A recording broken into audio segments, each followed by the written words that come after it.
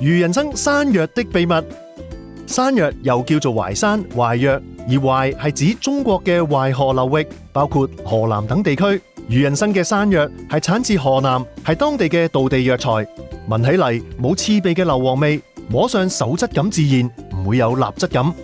靚嘅山藥煲完會係呈彎嘅狀態，魚人參嘅山藥煲出嚟就係呈現微彎，冇散開，食起上嚟口感綿密粉糯，顆粒感強。坊間嘅山藥多數經過硫磺燻製，一般嘅顏色白到好似石膏咁，聞起上嚟有刺鼻嘅酸味。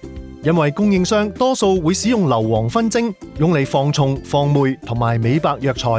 煲出嚟嘅山藥好容易散或者溶喺湯裏面，容易煲窿黐底，食落仲會有啲酸味添。魚人參嘅藥材每批都經過仔細檢驗，確保藥材嘅品質安全。想揀優質有保證嘅山藥煲湯、煲粥或者泡茶，記住嚟魚人參買啦。